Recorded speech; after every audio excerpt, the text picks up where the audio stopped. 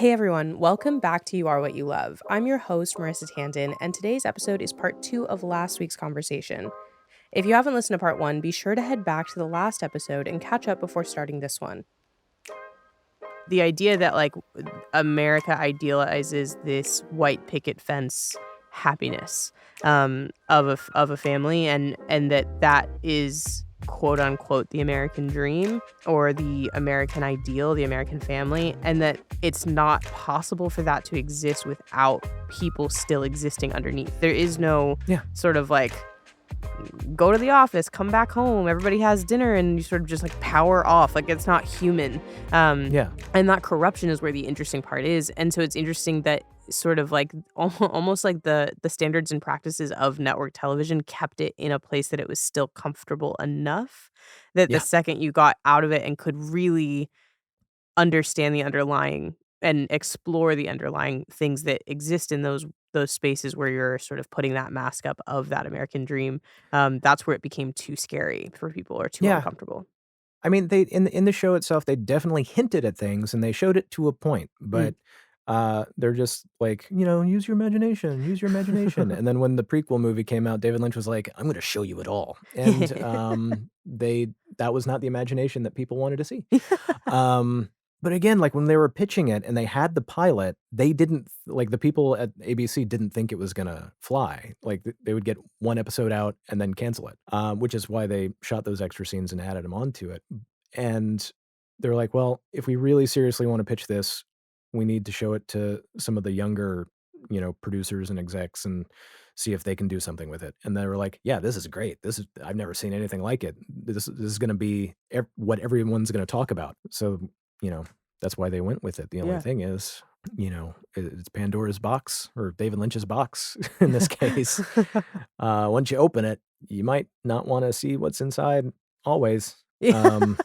And to be honest, as a huge fan of, obviously the first season is what I consider and what I know a lot of people consider to be one of the almost perfect seasons of television. The second season, off the rails, different writers, different directors, just kind of tying up loose ends. Once the once the ratings writing was on the wall. I was skeptical about the third season, The Return on Showtime.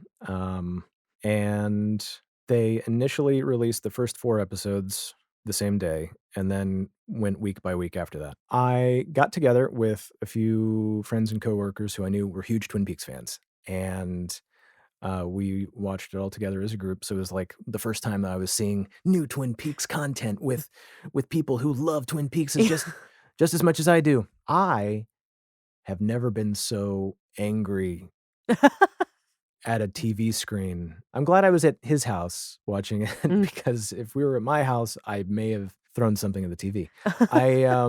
The Return is definitely less Mark Frost and more David Lynch. And I'll just say that because watching it, I almost felt like what it was to be a person watching Firewalk with me, having been a fan of the first 2 seasons of TV. Because while I was watching it, I was like, this is not Twin Peaks. You're calling it The Return to Twin Peaks, but literally most of the show doesn't happen in Twin Peaks. Almost has nothing to do with any of the characters in Twin Peaks and is more along the lines of weird metaphysical version of what was that Willem Dafoe movie in Florida when he was the manager of a hotel? Something Florida. The Florida Project? Yeah. Yeah. It was just a dark, mystical Florida project that included Kyle MacLachlan, not as Dale Cooper, but a wacky doppelganger. Great. In a obnoxious lime green suit. And I'm just like, what the make it make sense. Yeah. And of course, Lynch is just like, no, I will not. They made it make sense Mm-hmm. after a while, and it took a minute. And some things to me still are left unanswered. Do I want to see a season 4? No, please don't. Stop it. I would have been fine with the way that it ended in the first place. Yeah. I don't care about The Return. It answered few of my questions. It wasn't until Dale Cooper was finally Dale Cooper in the last 3 episodes of the whole 18-part season. Yeah. that you get Dale Cooper back. And then they actually go to Twin Peaks. Mhm. The last 3 episodes. That's the return to Twin Peaks, the Right. last 3 episodes. Yeah, it's interesting because I think we're in this sort of like era of studios and streamers and networks doing reboots or returns to of very popular shows that maybe were left in a way that the fans were not as happy with as they could have been. Like it sounds like end of season 2 of Twin Peaks was not ideal version that everyone was looking to see. So many things left unanswered. Yeah. It was left on a cliffhanger, many cliffhangers, actually. Like, did those people explode? Is Dale evil? Is he stuck in the Black Lodge? And then when Firewalk with Me didn't answer the cliffhangers, another reason why people hated it. Mm, Fast forward 26 years later to the return. I will say this: the critics, for the most part, liked the return. No other show has left the air for 26 years and then included the original cast members for a full season mhm. and was critically acclaimed. That's fair. It's a fair point. No other show's done it. Yeah. Lots of shows have tried to do reboots and have cameos with their original actors, but Twin Peaks was the only one to do it and succeed because the original seasons of Twin Peaks left that impression in so many people that our culture was kind of built on it. Like so many shows, so many video games, so much, even the music, like the atmosphere. Twin Peaks, if you just say that to somebody in the entertainment industry, they know exactly what you're talking about. Sure. It is an atmosphere, it is a style, and it is everywhere. And I think now that it has been everywhere, when The Return came out, David Lynch is like, got to do something different. Mm. And he did. There are some episodes that are fantastic and great and definitely something to write about. But I just think to call it Twin Peaks for the most part is disingenuous. Yeah, I think it's interesting that you say, like, he was fighting against the idea that everybody already knew what Twin Peaks was and had such a feeling of it and wanted and, like, if you're gonna come back, you wanna do something different. Because I think it's interesting, I think, like, I'm sure there's business reasons behind all of this, but there are so many shows that are coming back now. So, like, they did the Sopranos movie all those years later. It was like a prequel movie, basically. And then you had Dexter came back with a continuation show, and now they're doing a prequel show as well. Obviously, you had the Return to Twin Peaks. I feel like there is another big one that I am forgetting. Sex in the City. Yeah. Yes, Sex and the City. That is the big one that I actually was thinking of. But yeah, there is this just like shift right now where I think it's almost like nostalgic TV that to some degree like was left in a place that people were happy with. Or violently unhappy with, to be fair. Like, Yeah. obviously, this is the end of The Sopranos. People have their feelings about it, but it's a prequel movie, so it doesn't really address those feelings. You've got Dexter. House of the Dragon. Oh yes, there you go. See, there's so many. Ooh, Blade Runner. Yes, Blade Runner just came back as well. So it's interesting because it's like I wonder what it is about people trying to scratch that itch of we should bring back shows that were they're doing a reboot of the X-Files. Sure, I agree. For Just those money. listening, there's a money-making gesture being made. See, can you hear my Oh, there you go. I can hear it. fingers? The sound front of of the mic? money. Yeah. But it's sure Print from that standpoint, I agree. But there's also the fact that it does work. People do tune in, which means there is sort of like a thirst for a return of a desire for more to some degree. Yeah, I mean, mm, yeah, But but at it the is same so time, problematic. yeah, I was gonna say at the same time, I don't think any of those shows that I named have had a good response from the fans. Mm-mm. Sex and the City that you bring up most famously, spoiler alert, kills Mr. Big in the most absurd way I've ever seen in my life. Uh, I never watched oh, it. did you Sorry. not watch it? My sister watched it. It's That was one of actually the ones I didn't follow her on. I did not watch Sex and the City. It was not something that appealed to me when it was on, nor now. But the return, the return made the news because they kill Mr. Big. So you come in, everybody's happy.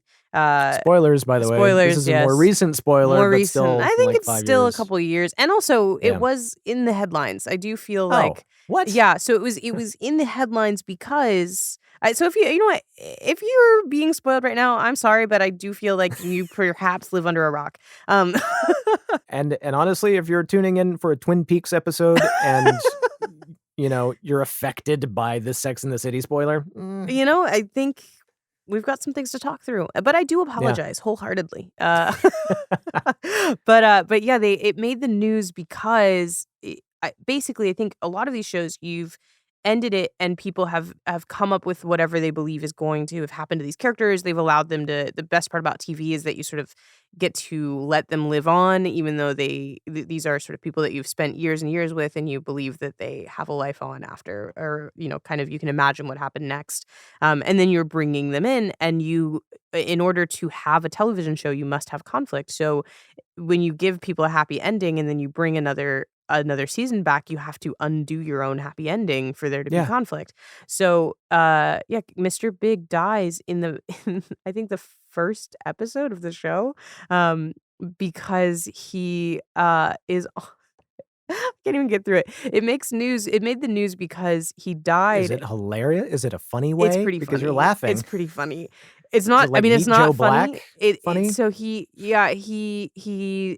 gets obsessed with the Peloton in this first Oh, episode. no. That's how he dies? And he is on the Peloton, and after the class, so, like, he after he's talking about his Peloton instructor early on, all these different things. That's not how you sell Peloton, I'll tell you Yeah, that. well, that would be why it made the news, because after the Peloton class, he has a heart attack, and, Carrie comes back to the apartment and finds him Mhm. on the floor, and he is completely conscious, and she doesn't call 911, she just, like, holds him and cries, and he actually says something like, he could have been saved. Call call the ambulance. Yeah. So then the next day, it's all over the news, Mr. Big dies by Peloton, and Dies by Carrie's just lack of, exactly. just yeah. Dies by Just criminal negligence by yeah, wife, if you want me to be yeah, honest.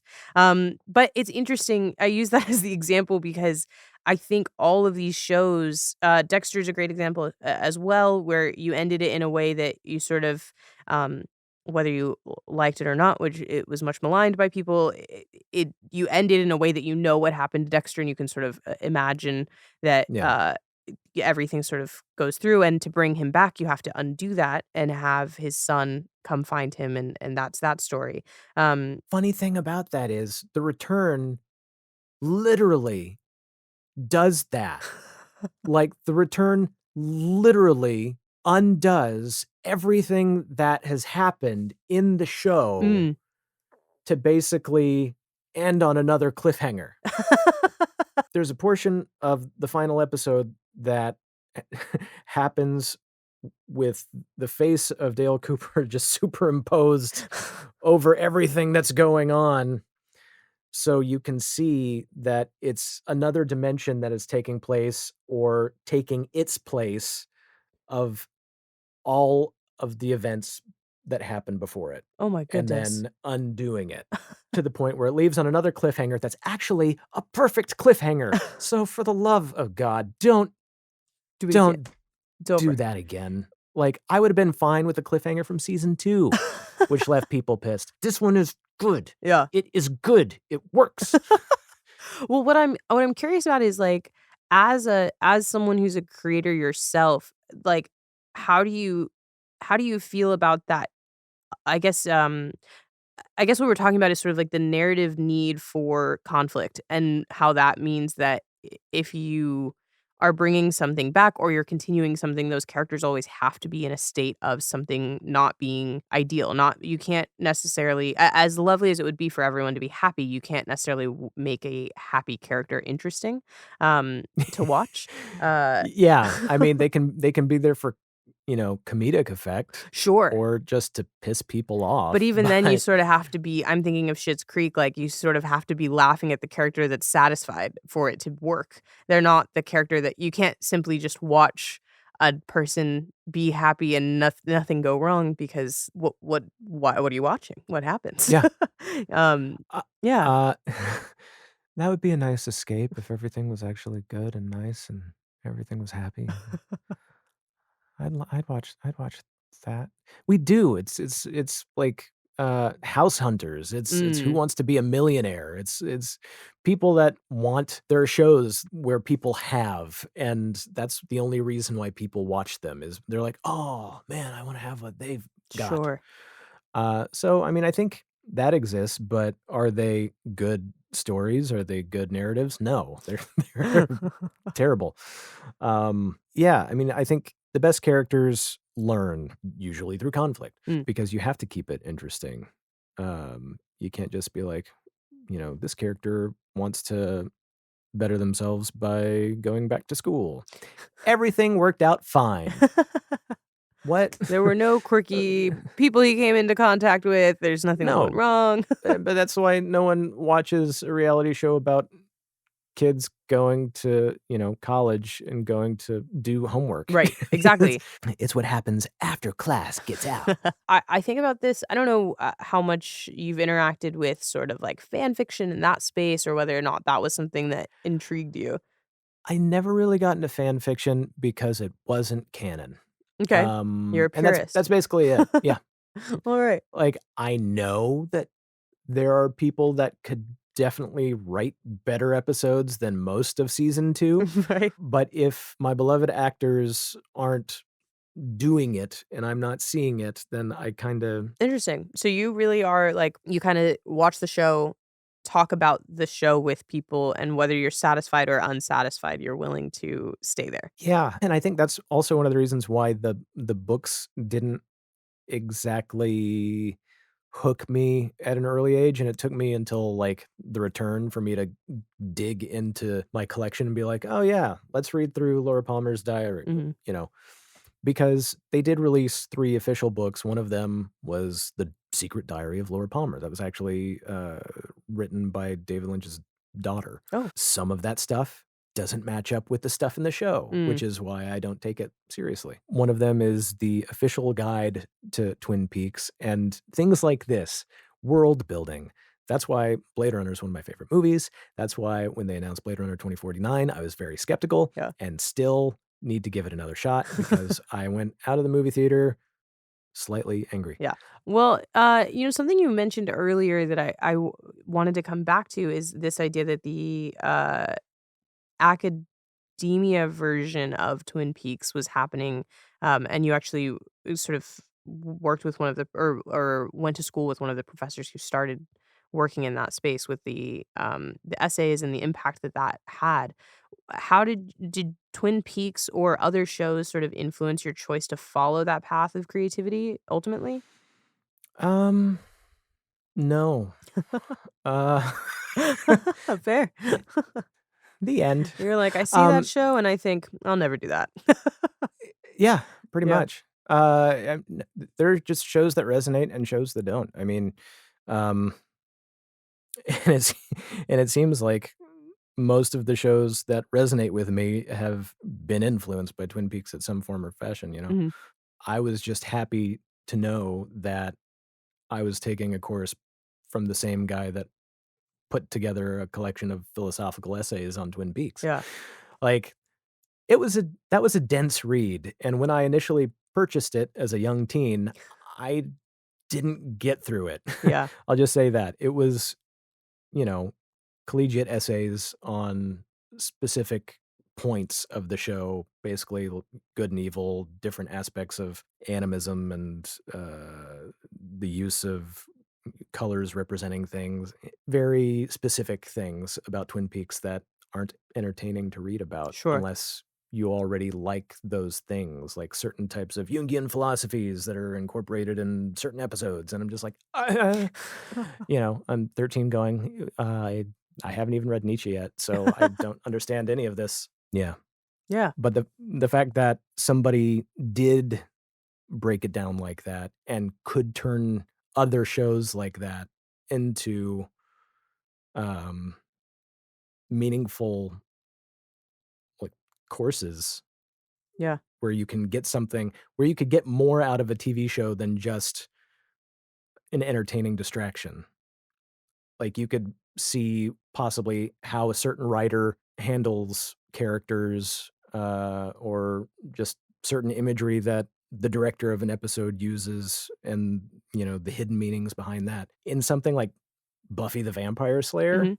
that was like, "Oh, huh." So it's not just real life Scooby-Doo. It's there are these themes, and then the uses of this could also mean this, and it was just like, "Oh, okay. You're opening my mind to looking at TV in a completely new way." Yeah.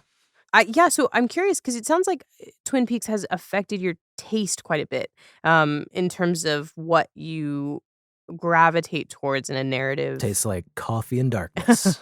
It's yeah, you like a small town with a dash of black coffee and soul Yeah, searching. and cherry pie that might be laced with something. Yeah, why not? Yeah. So I'm curious if kind of as someone who's now writing and creating your own shows, how did you sort of go from 8-year-old who doesn't understand what's going on to then starting to attach yourself to this narrative, find something interesting in it, and then build your own taste? How did you get into now I want to also make my own stuff? I came from a family of wordsmiths. Mm. My dad was a songwriter, and my mom was an English teacher, and I liked making them laugh. So I would write jokes, read joke books, make little comic strips. I was a sucker for the Far Side comics, um, and then Mad Magazine. So that absurdity and just wanting to find what was funny in anything came from an early age. So around this time when I discovered Twin Peaks, other things that were available to me to consume and absorb and be influenced by Wayne's World. That Mm. was 91. Yeah. And initially, when I was first told about this show, uh, I was gonna pick Ren and Stimpy Okay. because there are parallels in Twin Peaks and Ren and Stimpy in regards to, dark humor and, just kind of '60s Americana and absurdity that stuck with me then and has been a part of almost anything that I've ever written since. In school, my favorite classes were the English classes because we got creative writing assignments. Um, and the option to present them to the class was always met with a yes, we can? Okay, let's do it." I mean, up through even in college when we were told that we can present if we wanted to, I'm like, "Yeah, I'm gonna let's present. Let's turn this into something fun Mm. and memorable because it's all about experiencing." I started writing sketch comedy in high school and into college, wrote my first attempt at a feature-length script in college, and tried to find people who wanted to, share that same kind of weirdness, I got into Monty Python in the end of middle school, and that British sense of humor, the kind of dry humor and then satire and then just absurdity, that's what I feed off of. I eat it for breakfast every day, I drink it.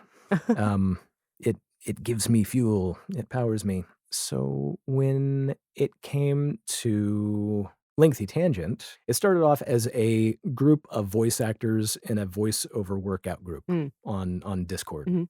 like 3 years ago. The idea was, "Hey, we all have the equipment, we all have the know-how. Let's make something and see if we can stretch other talents that we have to create a show." And we initially had a couple of like meetings to be like, "Okay, so what is it going to be? We have over 40 people here. What are we going to do?" Mhm. And we talked a lot, but nothing really stuck. It was like, we have all these people, so maybe make it like a sketch comedy show. And I was like, Oh, well, I've done a little bit of that. And then they're all like, okay, how about, it'd be cool if it was like maybe a radio station that did comedy sketches, skets.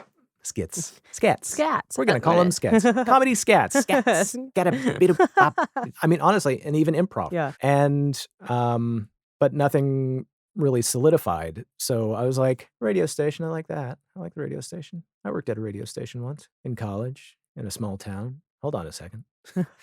And, uh, you know, I came back a couple weeks later after discussing it with Lowell Fleming, kind of working some of my ideas out that we could do a show in a small town based around a radio station, but also include all of these other weird, quirky characters that you would find in a small town. We have 40 voice actors. Let's use them. Mhm. Like, you think about a show like The Simpsons and how many characters that show has, created over its lifetime. Yeah, I think with 40 voice actors, we could probably use a small town, Sure. as a springboard for just bringing this town of Peculiar Springs to life. So something that strikes me in you choosing Twin Peaks and talking about sort of what appealed to you about this small town narrative, about your background of kind of growing up and staying in a small town, and then the choice to make your like larger show about a small town. Thematically, what is it about that sticks out to you? Do you think like of that small town Americana feel? It's comfort food, and I don't wanna escape. Mm. No, it's the jail of my own creation. I don't know. There is something that is comforting and disturbing about small towns that I relate to, that I just feel at home in. I've tried to escape. Like I said, I went to Boston, Mm. and then I couldn't do it. I couldn't do Boston. I went to New York. My sister moved to Manhattan after she tried LA for 2 years after college, and, she fell in love with Manhattan. And I was like, "Oh, well, she says the world of it. I'm gonna go give it a shot." Couldn't do it. Mm. I was like, I feel like there are just so many people everywhere always that I can't breathe. Mm. I don't know. Yeah. I went out to LA, turned right back around.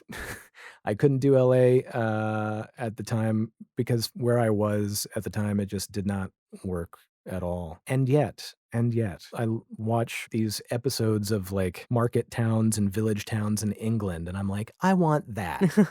Why? I can't answer you. Like, it just feels right, Okay. and I don't understand it, but it feels good.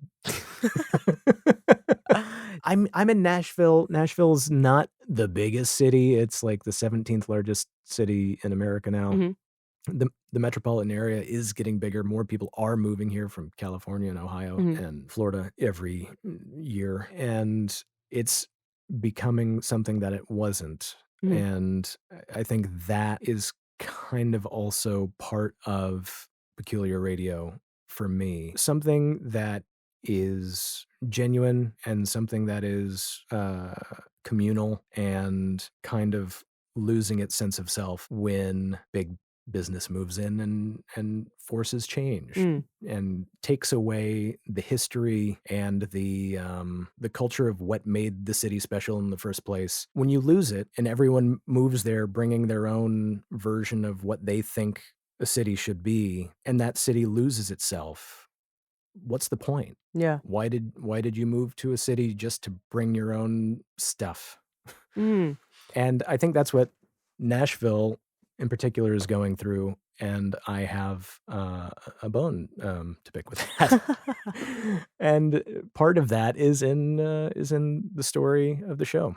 Do you think that's actually a really interesting point because I think that's happening not just in Nashville, but all over the country. We're hearing more about people leaving larger cities in pursuit of sort of small town life, quote unquote, or to look for that, The pandemic definitely push that. kickstarted Yeah, Yeah. and I think part of it's just, I mean, the housing crisis, Sure. Yeah. like, t Economics. 2000. Yeah, Yeah, you're right, that it did sort of kickstart this movement of, like, I guess, a migration from cities to small towns, mhm, and what's interesting about that is you mentioned kind of like, I've lived in LA most of my life and grew up here, and I think you've always kind of looked at it as like, oh, people move from small towns to big cities. So, like, I grew up here, and then kind of post college, you come back, and then you realize that there's most of the people that you're meeting are people moving into town mhm, from a different part of the country, and now it's almost happening in the reverse of people who are like, I just can't be surrounded by this anymore, and you're searching for something. And what I'm curious about is, I feel like it's partially what we've talked about with what was appealing about the surface level of Twin Peaks, and what's also been surface level of that same small town narrative, the Bates Motel, the Stepford Wives, yeah. and in this Peculiar Radio, not to say that that's the same narrative, obviously, but it's this, they all sort of sell the idea of what we all think we want, which is this wonderful small town life of the white picket fence American dream. But what you're talking Mhm. about is that not necessarily the darkness that is already underneath that, but also the belief that moving there and searching for that will solve all of your problems is also part of what then corrupts the picket fence image that you're looking for. I I mean, yeah, it doesn't corrupt the image, it just corrupts the place. Right. And the locals around it, and the culture surrounding it. Like, I don't know if I could move to a bigger city. Mm, Nashville is big enough. I moved to Atlanta for a year. I liked some of Atlanta. I didn't like the traffic at all. mm. The traffic reminded me way too much of LA, to be honest. Just like 8 lanes of nothing but red lights and white Yeah, lights, not moving from 7 o'clock to about 10 o'clock at night. But, I mean, that's where the entertainment industry is sure. in the Southeast, is Atlanta, Georgia. Mhm. There were neighborhoods in Atlanta that I could see myself living in. I would love to live there, and just it was a small town within a big city, Right. you know? Yeah. And there are certain areas like that, I think, in all big cities. So to say that, "Oh, I can never, live in a big city," a little disingenuous, because there are some of those, small little towns that have been absorbed by sprawl over the years Sure. that I look at and go, "Yeah, that Decatur. Alright, I'll live in Decatur." But Okay. then you look at the price tag and go, "Oh, wow, I can't live in Decatur." Uh, and I think that's kind of what happened. Like, 2008 made everybody go, "Oh, I only have so much money." And then the pandemic made people go, "Oh, my money hasn't been used wisely this whole time. Mm, I can go get more and maybe do things elsewhere and at a slower pace, or at my own pace, mm. instead of a pace that's been pushed upon us." In one country, there can be so many different pockets of life. So, like, you mentioned, New York, feeling, almost suffocating of there being too many people. I can't kind of move along my own life, which I think is a common criticism of New York. And then LA has, like, sort of, people talk about, like, the difference in pace of New York's fast, fast, fast, and LA is, like, laid back, but they really want you to go fast anyway. They just don't wanna say it. Yep.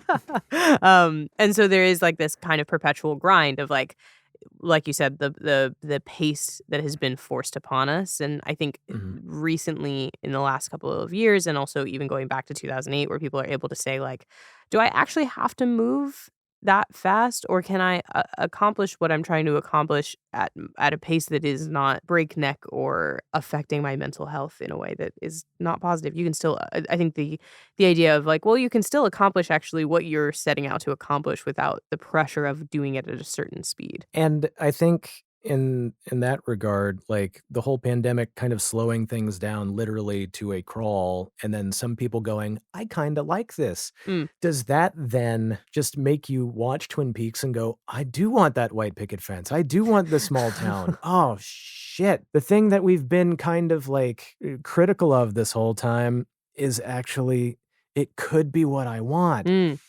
And then when we came out of the pandemic, you see that some people bought into that, like, really fast Yeah. and regretted it. Yes, absolutely. It was funny when you mentioned I was just thinking about how sort of different our perspectives are on, small towns versus cities, and it's mostly just the difference of where we grew up and how we grew up.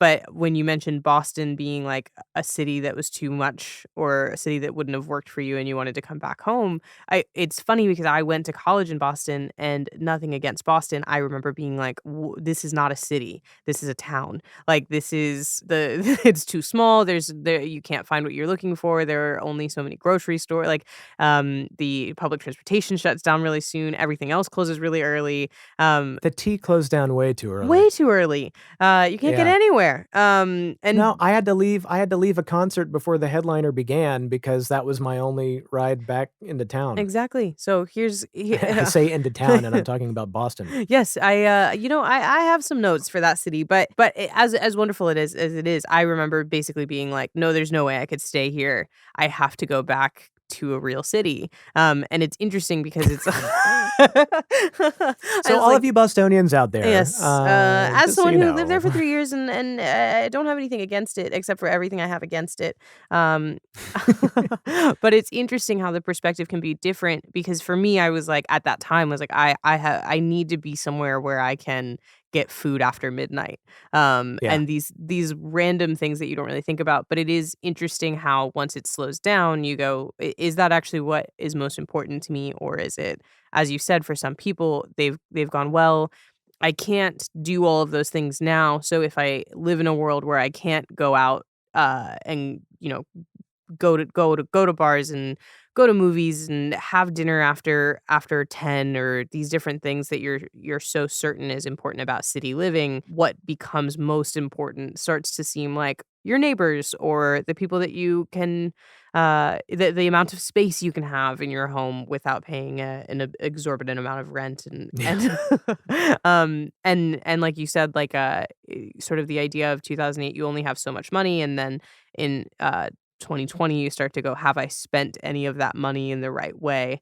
Um, and I think it's interesting, sort of that perspective shift that you're talking about, but then there is also the perspective shift that you've mentioned that seems like it may be thematically involved in Peculiar Radio as well, which is now that I can do what I want again, and I've moved my whole life to this small town version of life or to a different city that is maybe at a slower pace, how important is the size of my house and my living space and my neighbors versus the things that I like to do? And then yeah. it's interesting because what you're also talking about is the idea of instead of that person now going back to where they came from, where everything already existed in the way that they are perhaps missing, they're starting to attempt to change where they're at into almost a hybrid of something. I mean, some people just aren't gonna be happy w wherever they are, and if they aren't, they're gonna try to change it. Yeah. And unfortunately, all of those unhappy people are moving to Nashville and trying to turn it into their old haunts. I know I might kind of be jumping from place to place and being like, well, in this case, but in this case, I'm a contrarian. Yeah. And and so there. I changed my mind. Um, No, it's didn't change my mind, but I understand um from both sides. yeah, Yeah. Because, like, Nashville is also an entertainment and industry, but in a very more specific way, sure. country music and, bachelorette parties. Um, and people come here to drink the same booze that they could get anywhere. I'm just gonna preface this, you can drink the same swill Fireball, I'm a hater. You could drink Fireball whiskey wherever you want to. You don't have to come to Nashville to do it. just so you could throw it up on the sidewalks on Sunday morning. Great. Yeah. You really don't have to spend the money. I don't want you to do that. If you have a dream to be in country music, please actually know country music, not what it's become. Because what it's become is the same thing that the city's become, and it's a parody of itself. Mm. Um, I'm looking I'm looking into the camera like I'm You're actually like, like this is this being is videotaped, and I'm like, "Please don't come here if it's not genuine. Like, if you're not real, just stay home Yeah. because you're turning my home into a home I don't wanna leave." Yeah, yeah. Anyway, um, and Peculiar Radio is kind of about that. It's ab it is about a small town, radio station, a local news radio station, and the crew that runs it, and an event that takes place in all their lives that does have an effect on this small town. And, the small town, vibe is kind of in danger from becoming kind of just a copy and paste, corporate chain every town, when you become nothing but an exit on the side of the highway because you have a Gulliver's or, Yeah. Well, to tie it all back together to Twin Peaks and sort of your inspiration and everything, and to kind of wrap it up, I think I will ask you my final question that I always ask, Oh, okay. which is if you had never seen Twin Peaks, or I suppose never came back to Twin Peaks, almost like you could have seen it in the background, but if you had never gotten into Twin Peaks and watched it, what would be different about you today? So, if I never saw it, I know that I would have. I mean, I know that just takes all the wind out of that question because, as I mentioned before, I was a big fan of the indie and art house scene. So I would have seen a David Lynch film, Mm, I would have seen Blue Velvet, and then I would have been like, "Oh, he made a TV show? Let me watch it. sure. Oh, it's Blue Velvet on TV." But if I hadn't have seen Twin Peaks, then I probably would have seen its influences where I ended up seeing them anyway. Mhm. Like, I watched X-Files when it was on TV. Most of those other shows, like, Carnival I watched when that was on, the video games, Alan Wake, Silent Hill, like, the parts of popular culture that had that dark weirdness, I always felt attracted to. So I would have found it sooner or later. But I would say if those shows, if that giant list of shows that were heavily inspired weren't inspired by it, A, they probably wouldn't have been made at all. Mm. But if they weren't made at all, I probably, being in a suburb of Nashville, have like would have stuck to sports and gotten a business degree or like done what Laura Palmer did and find some sort of escape through substance abuse. Mm, Because the monotony of suburbia is real. And when you can see the absurdity in it and can find the weirdness in the mundane, that's what's special. That's the trick. And Twin Peaks, I think, opened that up for everybody. Does it feel like that monotony being broken was just from seeing the mirror of that and the absurdity of it, and then starting to find cracks of your own to inhabit in that monotony that keeps you from getting the business degree? I mean, it's that ship has sailed. No, I think at that time, I still think Twin Peaks does have that power, so if you showed somebody now who was in their teens Twin Peaks, they might look at it and be like, "That's weird," but also I think they may be so desensitized from all the other stuff that has been influenced by Twin Peaks Mm, and has, like, almost had to bump up the extreme weirdness. The pendulum has swung, and now it's like, you gotta be weird to be different, yeah. and some shows try to do that to be like Twin Peaks, but Twin Peaks, for the most part, wasn't weird. for the sake of being weird. Mm. There was a reason behind why certain things were certain colors, a reason why certain things happened, and some of it was just David Lynch's, you know, dreams that he wanted to see on the screen. So it was a combination of all of that stuff. Yeah, I think what's interesting too is how in this conversation I've really realized how much of TV was influenced by a show that was really only 2 seasons at the time. And how many massive shows have come out of that one little spark that you felt watching it too. And when I was kind of breaking down all the shows and just the timing of everything, another thing that happened at the same time or shortly after Twin Peaks ended, Nirvana's Nevermind came out and basically did what Twin Peaks did for TV, but Mm, for rock music. mhm, Completely just changed the name of the game, changed what people considered pop rock, mhm, and took, like, weird lyrics that made no sense to some people, but were, like, philosophically genius to other people, yeah, and made it okay to be weird, and that's, I think, the biggest thing that Twin Peaks did. yeah. So it kind of allowed you to sort of break the mold of saying, you know, fitting the suburban ideal and then moving into that weird space that then allows you to explore your own interests and creativity and You everything don't like have that. to be you don't have to be in a big city to be interesting. Mm, I like that. You don't Yeah. I really like that as yeah, I think especially with what we've talked about today with a lot of like the idea of migration from small town to big city or big city to small town and corrupting small town into big city, there is something very specifically uh, interesting about the idea of you don't have to leave where you are to have an interesting life or an interesting narrative or be Yeah. interesting to watch. Take a magnifying glass to it. I mean, that's in Blue Velvet, you know, Kyle MacLachlan's character is just walking in this pretty field and finds a human ear. I mean, those stories come out of these small towns that some people would think is just flyover country, and some people would say, "Wow, that's a neighborhood that was, built in 1890 and is still standing, whereas bigger cities would have torn that down decades ago." Sure. Yeah.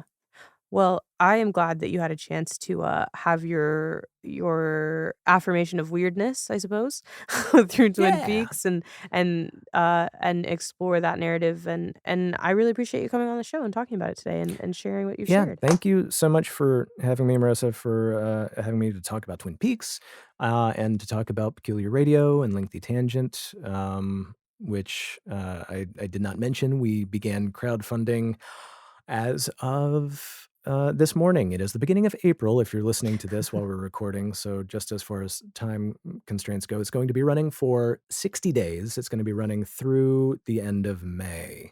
Yeah, and I'm quite excited for Peculiar Radio to be out and, for everyone to get to hear it. I have, gotten a little sneak peek, so I am a fan. Let's put it that way.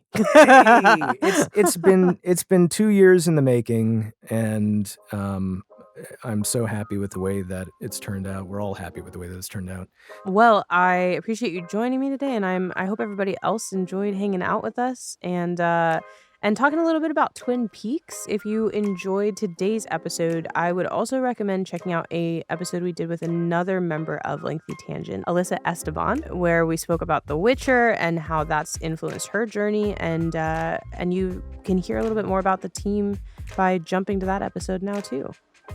Between now and next Wednesday, if you want to keep in touch, you can follow me on social media at Marissa Kumari, anywhere you get your social media fix. You can also sign up for my newsletter by going to our website, tandonproductions.com, clicking on You Are What You Love, and signing up there. I send out an issue with every episode of this podcast. And we just started a Discord server, so if you want to connect with me, with other listeners, and talk about the types of things that we are talking about on this show, you can join that by clicking on the link in the episode description. Until next Wednesday, I hope you are enjoying what you love.